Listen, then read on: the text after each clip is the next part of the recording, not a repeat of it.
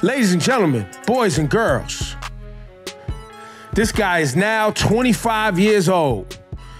You got it on Apple Music One. We have watched G Herbo grow up, become a monogamous, focused relationship individual, doing his best. You know what I mean? Having kids, having a great relationship on the gram, smiling a lot more, and still continuing to tell his story. 25 is the album, available right now on Apple Music. G Herbo with us today. What's up, sir? What's the word, broski? How you feeling, man? What was the hardest record for you to put together on this 25 album? What was the most difficult song and why? It had to be a tie between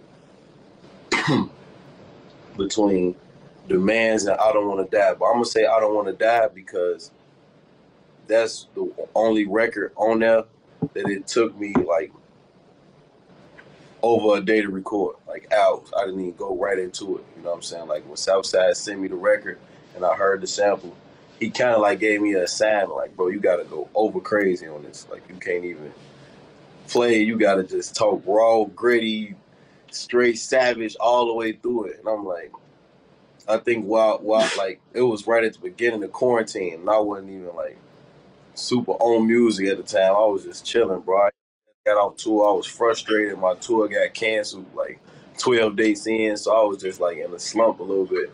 And when he sent the song, it's like the beat was so hard, but I ain't know how to come on it. You feel what I'm saying? And it's so crazy how I did it, bro. Was just I just said the first thing came to my head. I didn't even think too hard. Just whatever I was thinking at the moment, I just said it on the track.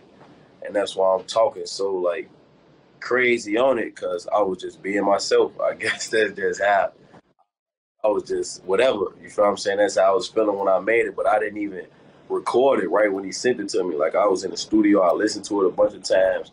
I actually went to sleep because I had got a crib that I put the studio in when I was in Chicago. When quarantine happened, I went straight Chicago. I didn't want to stay in LA because all my resources in Chicago, my family there, everything there, you feel what I'm saying? So I just stayed in Chicago. I had a crib and put the studio in there, and I fell asleep and everything. I didn't even record it. I just got up the next day. That's the first thing I did. And it still took me like an hour to record, for real. And I don't really take that long to record songs, but I only take like 20, 30 minutes, even when I'm freestyling, you feel me? So I would say that. We're going to get back to 25. I got to go back to PTSD, man. This PTSD album dropped, 2019, and then y'all put the deluxe out, right? No, I think PTSD dropped 2020, February 2020, then we put the... Yeah, that was right before COVID hit. That was the last time we linked up. Right before, bro, I ain't gonna lie. Like, I literally only got to do 10 tour dates, bro. It was over with after that. Now, I know it's probably frustrating, but you got money, so you be all right. Have you sat back and counted how much money you lost from not being able to go on tour? Oh, for sure, bro. I lost like $6 million for sure just doing that. How's it shaping up for this year though? Now you got this album out, I see you on a lot of festivals too. It's cool. I ain't gonna lie. I'm just so blessed, man. I'm in a position where like I really don't be having to do shows because my business just set up where I make a lot of royalty money. Like, you know what I'm saying? So I don't really I'll be cool. But I still, at the end of the day, I want to be outside and engage with my fans, bro. Right. I never really got a chance to, grow reach my full potential as a performing artist, So I'm still learning at the end of the day how to engage with fans on stage and just give a real good, complete show, So I feel like I'm good at it, but I still got a lot of more work to do, you know what I'm saying? So I need to get back to it, bro. I ain't gonna lie.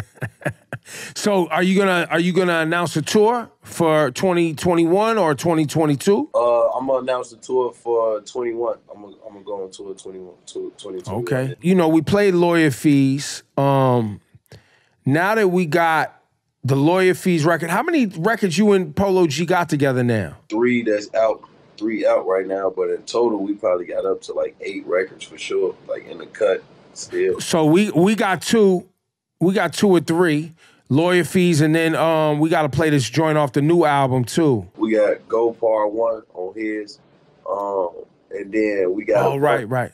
Yeah, we got a bunch of them in the cut right now, at least like another 4 for sure in the cut. When do you guys drop this rumored, or at least you mentioned it, this album that y'all collaborating together? Are y'all that far into it where you could even put a date on it? Just getting the stew, we just be linking and working. It's really like hearsay right now. We ain't even mapped nothing out. You know what I'm saying? I just think it got potential to happen, and it'll be something that's crazy. You know what I'm saying? So it's really just us putting the time together and just, you know what I'm saying, going, getting with it, because it's definitely something the culture needs. Chicago definitely need it, you know what I'm saying? So it's really just a matter of us sitting down, just working and mapping it out for real. It got to make perfect sense. New York is on this album 2 times. Rowdy Rebel on drill. G Herbo, Rowdy Rebel. Tell the story about getting Rowdy Rebel on this song. Even from Chicago drill music becoming this phenomenon that now has spun off into different regions, taking what y'all started and you know, developing their own sound out of it. How does that feel as somebody who's been a part of that whole movement? It feel good, bro. I always say I love what New York did with drill, like the whole movement in general. Like it's like they took something and just enhanced it. You know what I'm saying? Like, I don't feel like they took it and tried to like run with a Chicago style or no other style. They did it and made it unique to them and made it hot and made it fun again. You know what I'm saying? And made it stylish.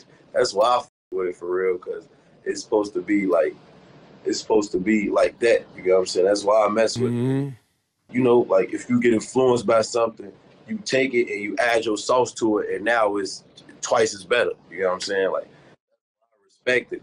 And I always was a fan of Rowdy for sure, like for way when they first came out. You know what I'm saying? That's why I did the Hot remix. I did the Computers remix. You know what I'm saying? I've been messing with Rowdy and Bobby since I first heard their music, you know. And I used to talk to Rowdy like when he was in jail and everything. Like, we used to get on the phone and chop it up, you know what I'm saying? Like, that's my boy for real. So when he got out and I did the record, I instantly like, you know what? I need to put Rowdy on this. I ain't even thinking nothing else, you know what I'm saying? I'm like, man, I'm finna put Rowdy on this record. And I mess with 5-year-old Pop Smoke. Like, me and Pop got some unreleased music that's going, you know what I'm saying, come out soon, hopefully. Me and Favi got music, and I ain't never worked with Rowdy before. I'm like, you know what? I need to do something with bro. I need to put him on this, like, right now, you know what I'm saying? So I called him, and he like, I'm on it, you know, and I don't even think he really, like, was in the studio yet. I talked to him his first day in the studio, you know, and he had did the record that he put out in first, the record with him and Flex. Yeah, Reroute. That joint crazy. Crazy, I ain't gonna lie. He put that record out, and then he went in the studio and did drill and sent it to me immediately. And I'm like, oh, yeah, it's up. So as I heard it, I'm like, you know, I got to shoot this video in New York. I'm finna fly out there, and we gonna shoot it. Yeah.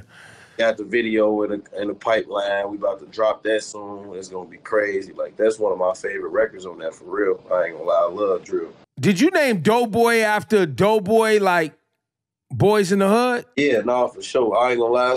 I wanted to start off with Doughboy anyway. Like, that record is, I don't know, it's just one of them records where you also just understand that I appreciate just the culture and hip hop. You know, that's why I named it after Doughboy. I actually, it was hard for me to flip that sample, the sample from Boys in the Hood, when, you know, they was riding after Ricky got killed.